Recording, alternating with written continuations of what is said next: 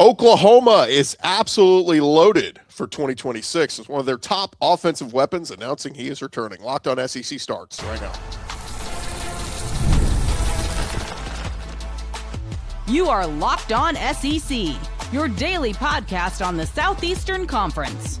Part of the Locked On Podcast Network, your team every day. And what's up, everybody? Welcome into Locked On SEC. It's great to have you guys along. I'm Chris Gordy. Thanks for making Locked On SEC your first listen every day. Shout out to our everydayers. We are part of the Locked On Podcast Network, now the #1 sports podcast network. And today's episode is brought to you by FanDuel. College football playoff is here, and FanDuel is the best place to get into the action all playoff long. Visit FanDuel.com to get your college football playoff profit boost every game day. We're going to talk Oklahoma Sooners right off the top, so nobody better than to join us than our buddy Jay Smith from Locked On Sooners. Jay, welcome in, my friend. How are you? Chris, thank you so much for having me. Gordy is one of the best out there. I literally steal all of his takes, so this is a perfect opportunity to have another take I can leverage on my next show. I appreciate it, my man. Well, let's get into it, man, because I was like, Oklahoma just kept popping up here the last day or so with news and stuff. And so we're going to get to the news in just a second of the big name that announced he's coming back for Oklahoma. But I want to start with Oklahoma quarterback John Mateer and defensive linebacker Kip Lewis. They the list of the guys, the underclassmen who had to declare for the NFL draft, that deadline came and went. And the NFL put out the official list yesterday evening of all the guys who have declared applied for the draft. Well, John Mateer, Kip Lewis's names were not on there. We didn't think they were going to go pro, but you never know until this comes out. But there are also two guys that didn't make, as leaks as of this recording, didn't make a public announcement. I'm coming back. We've seen so many guys do it, right? Like, Lenora Sellers does a whole video. I'm coming back, South Carolina. Marcel Reed, a big announcement with a graphic. I'm coming back, and we're going, John Mateer, where you at, bro? Like, are you going pro or are you not? So anyway, it sounds like both those guys will be back. So first off, how big is that to get Mateer and Lewis back? Oh, it's a massive deal for Oklahoma and just in general to me, because first and foremost, Mateer, we kind of expected after that injury-riddled season, it kind of made more sense for him to come back one more year and see if he can go through it, be at least 90% healthy and put up similar numbers that he did at Washington State. While at the same time, the expectation, honestly, for me was, even though how well he did in that Michigan game, I thought there was going to be a learning curve. I mean, go look at what Diego Pavia did his first year with his OC at Vanderbilt in the SEC. The numbers didn't just jump off the screen, but what jumped off the screen for them was they won 7 games, something they ain't done since back when James Franklin was here. So it's been a bit. So, but the next season, this past season, the 10-win season for Vanderbilt, Diego put up a few hundred extra numbers on both sides, not only running, but also passing in a lot more touchdowns. Kind of expect the same thing out of Mateer this coming season, because he'll have, as we talked about, one of his favorite weapons in Isaiah Sategna returning, and then adding some additional, firepower at the wide receiver room, plus his running backs to be back. The offensive line is going to be back intact. 4 of your 5 starters are returning this season, which is really good, especially at the, how the season was going. So that to me is probably the biggest deal for Oklahoma. But truth be told, the one that does supplant that, Kip Lewis, we didn't know. We had been asking questions. We had been waiting. Like you said, we've been waiting for the formal graphic to drop, which it may drop today. He may, may drop. He may have dropped it last night, right after we finished recording or whatnot, late or whatnot. He may actually have a video that he's going to put together, like you said, like Lenora Sellers did, a few other players. So Kip, to me, though, really jumps out the most because he was the leader of that defense, similar to a la Danny Stutzman. Getting him back should shore up this defense to where they should be at least as good, if not slightly better, than last year. You mentioned Mateer, and look, I know he only missed 1 game, right? It was the Kent State game, and then you had the bye week, and so when he had the hand surgery. But look, anybody with an eyeball could tell that he wasn't the same player after the hand surgery, right? I mean, he had some moments down the stretch, but you got to feel like a full offseason of rest and getting that thing fully healthy, that he's going to come back 100% ready to go next year and look much better. Yeah, that's the expectation. He should physically play a lot better than he did last year, because, I mean, that was the one thing that happened after that is you could tell that he wasn't gripping the ball like he used to. He wasn't ripping it fully all the time. Sometimes he'd rip it, sometimes he wouldn't. It's kind of like any other injury like any of us have had, right? If your back is sore, you'll have those moments where you can do things like just like normal. Then all of a sudden, oh, that was the wrong move, and now I'm hurting again. So I think for him, it was similar because he was still doing a lot of the stuff he had done before, but because he had done a little too much, he may have just aggravated things with that thumb. And the other thing was, even Brent Venables said it, until the rematch with Alabama, he was still having issues gripping the ball. And I think that he got that back, and that led to more confidence, in which, I mean, he ripped it against LSU. He ripped it against Alabama. Unfortunately, they didn't win the second matchup this time around, but you start to see that confidence and the version of John Mateer you saw back against Michigan and Auburn right when he injured the thumb. So I expect him to be more confident. I actually expect him to have a more confident run game. Expecting both running backs, Xavier Robinson as well as Torrey Blaylock, to be a little bit more healthier next season. That's the expectation. Plus bringing in true freshman Jonathan Hadd, who comes in at 6'1", 220 as a true freshman. Kind of absurd if you really think about it. But you're going to add more firepower there at the running back. If they can get that going, plus the new coach at tight end coach, there's a good chance that you'll see a different type of Oklahoma going into next year. Let's get to the other big news that came out yesterday, that Oklahoma standout junior wide receiver Isaiah Sategna, who we knew from his start at Arkansas, came over last year and was a difference maker for the Sooners. 67 catches, 965 receiving yards, 8 touchdowns. How significant is this news getting him back? Oh, it's massive. This is what Oklahoma needed. A veteran wide receiver for John Mateer to throw to. He was basically his safety blanket, it felt like, in a lot of games. Mateer would find ways to get him the ball. He would direct him different places as the game would go on, and then you'd see him rip it to him, and then Sategna would just outrun everybody. And that is the thing that gets your boy excited, because our burner is returning. Plus, he was a leader in that locker room. People really respected him. They loved him. You could tell that he has embraced Oklahoma, and it looks like he's going to get a number change. He won't be number 5 next year. He posted on the IG number 1, himself in a number 1 jersey, so I'm thinking he's going to go ahead and shift himself into the number 1, which is going to be fun to see. Hopefully that number 1 is a blur as he's running up the sideline for touchdowns next year. But he did a massive jump statistically when he came to Oklahoma. He went from 30-something catches for, if I'm correct, it was like 300 and something yards, to going to 67 catches, 965 and 8 touchdowns, which finished as 3rd in the SEC. So he got himself a very big jump in production. Now we expect him to make the next leap and hopefully get 1,000 yards next year as the lead receiver with the other weapons that Oklahoma acquired.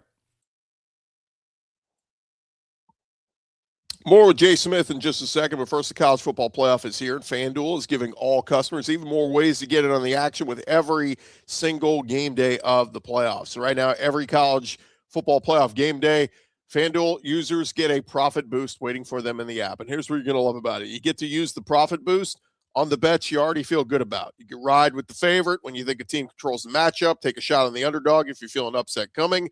Plenty of great prop bets available for you for this big championship game coming up. And of course, you can apply the profit boost and go after even bigger winnings. And when you win, FanDuel, they pay you out instantly, which is perfect for playoff football. FanDuel is the best place to get into the action all throughout the playoffs. So visit FanDuel.com to get your college football playoff profit boost every game day and get ready for this big upcoming championship game.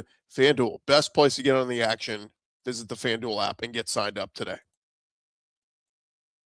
Hey, thank you guys for making Locked On SEC your first listen of the day. And thank you for making Locked On the #1 sports podcast network. Hey, you already live your team every day. Now you can take it up a level and go ad-free. Join our Everydayer Club, and you'll get Locked On SEC with no interruptions, no ads, members-only Discord access. That's the coolest part. You get to chat with me. We'll give you answer any of your SEC questions you might have throughout this offseason. Just $5 a month or $50 for the year. Go to lockedonsec.supercast.com or check the link in the show notes to learn more. We continue our conversation with Jay Smith from Locked On Sooners. And Jay, we're talking a lot about what the Sooners are bringing back. Let's talk a little bit on the portal. First off, which portal loss do you think is maybe the most impactful? As of right now, we got 28 players from Oklahoma going out. not that crazy. Everybody's got guys leaving, guys coming in and all this. Yeah. But which player, when you look at it in hindsight and go, all right, when I heard he was entering the portal, I went, okay, that might be a little bit of a loss there. Yeah.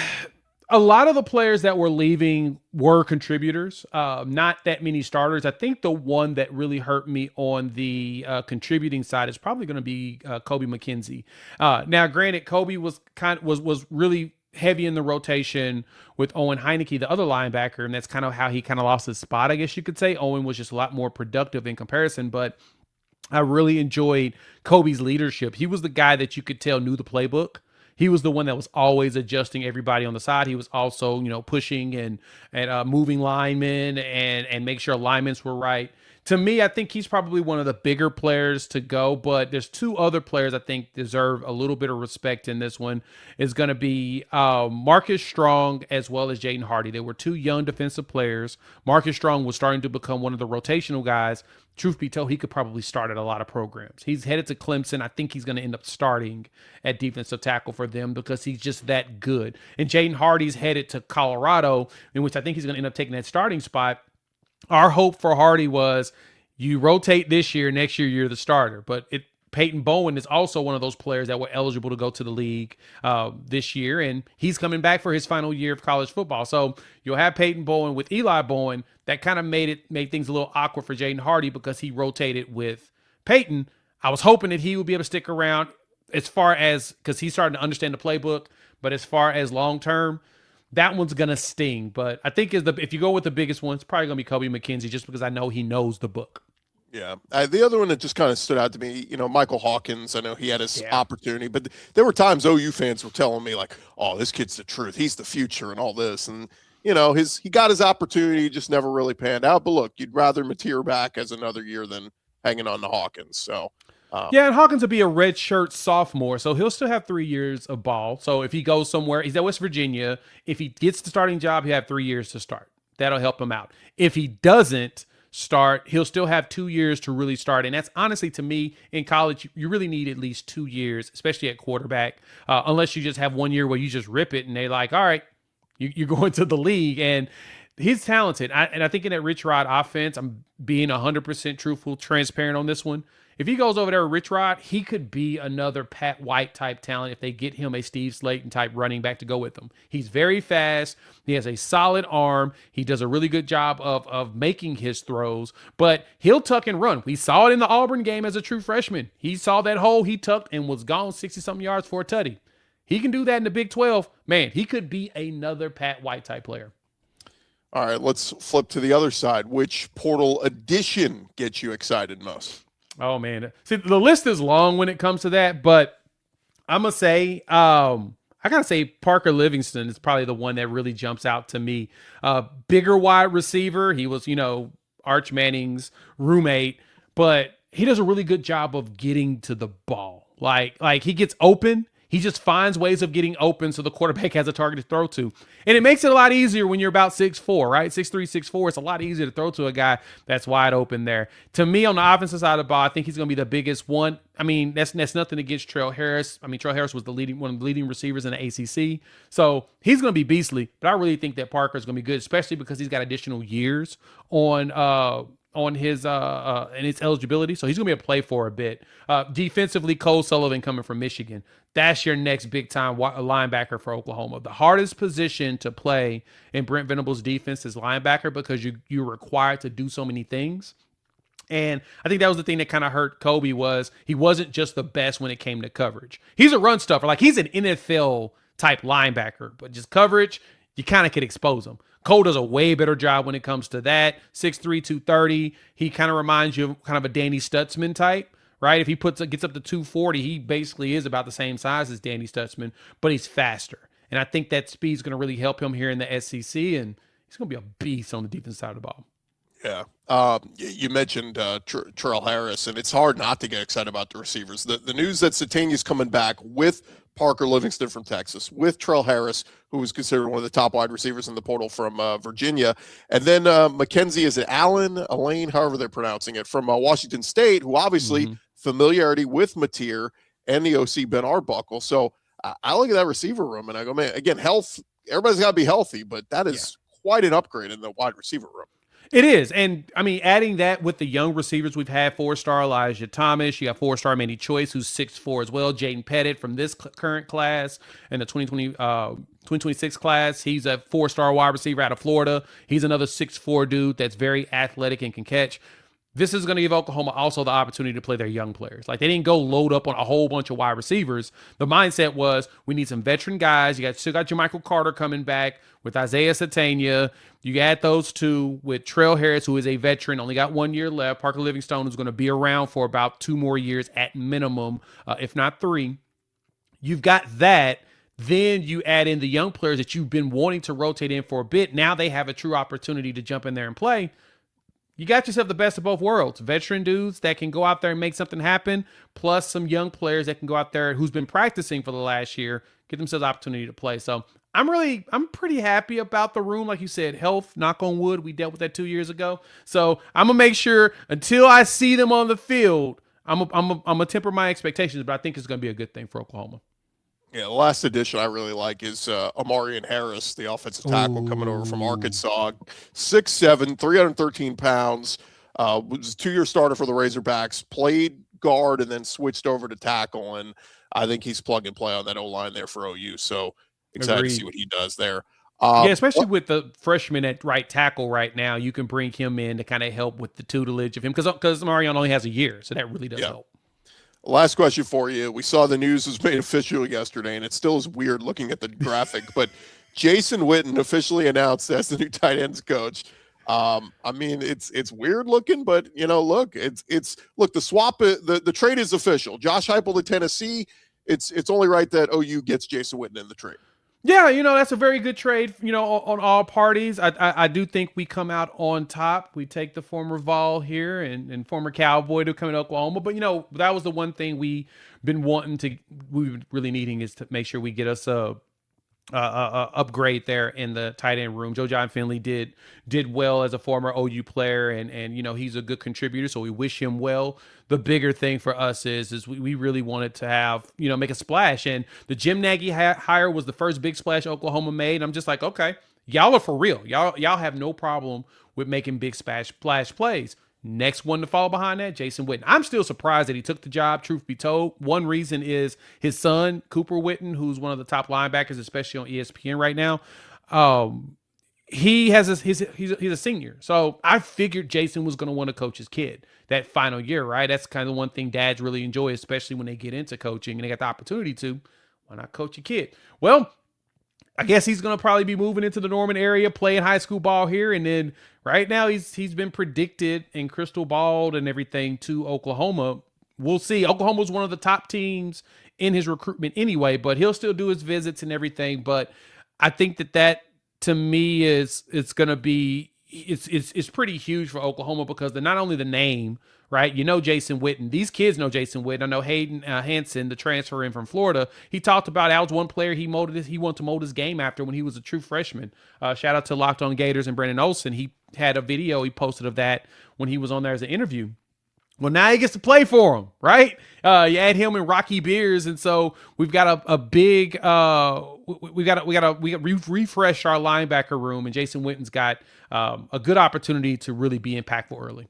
Yeah, I'll go ahead and crystal ball Cooper Witten to Oklahoma. I think that's a safe bet right there.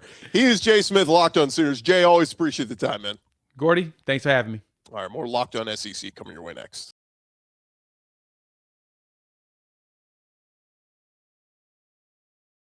All right, let's dive back into it. Thanks to Jay Smith for joining us. Of course, right after we finished recording that interview, we did get the official news of the announcement from Oklahoma that Kip Lewis and John Mateer both returning to Oklahoma. So cool news there. And certainly, if you're a Sooner fan, you got to be super excited about that. A lot of hype and excitement. Look, all the love that Texas is going to get throughout this offseason with adding Cam Coleman with Arch Manning.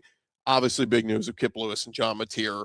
The return of the tens, as the graphic said, over at Oklahoma. So congrats to both of those guys. All right, let's get to some other news happening around the conference and in the portal. We'll start with the latest guys in the SEC transfer portal assignment with SEC schools. So we've got Syracuse wide receiver Darrell Gill. He signed with Ole Miss Yesterday, the 6'3", 190-pound wide receiver has 70 career catches for over 1,100 yards and 8 touchdowns. Was rated one of the top wide receivers in the portal. Big get there for the folks at Ole Miss. And, will it be Trinidad Chambliss throwing the ball or Deuce Knight? We will see. But Darrell Gill, big get there for Pete Golding and company. How about over at Texas? Wake Forest transfer offensive tackle Melvin Siani signed with Texas. He is considered a top 25 player, was rated the number 4 offensive tackle in the On3 portal rankings. So big added piece there on the offensive line for the Longhorns. How about the Gamecocks? Tennessee transfer edge Caleb Herring headed to South Carolina. We know South Carolina has been hot in that portal trying to find a big-time edge to line up opposite Dylan Stewart. We know Kyle Kennard 2 years ago won SEC Defensive Player of the Year doing so. Caleb Herring.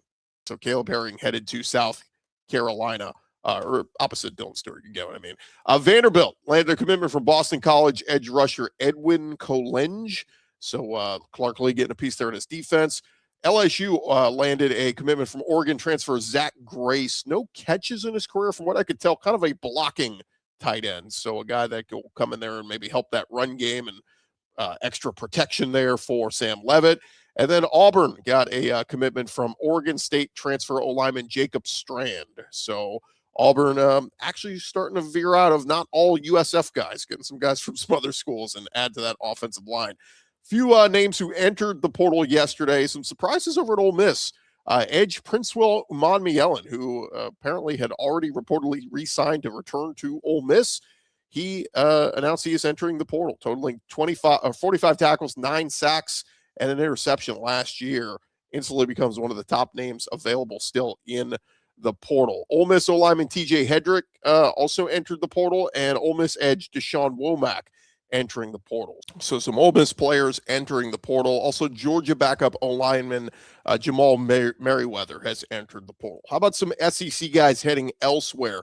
Florida running back Jacoby Jackson committed to Ohio State. Alabama DB Cameron Calhoun committed to Ohio State. Tennessee quarterback Jake Merklinger committed to UConn.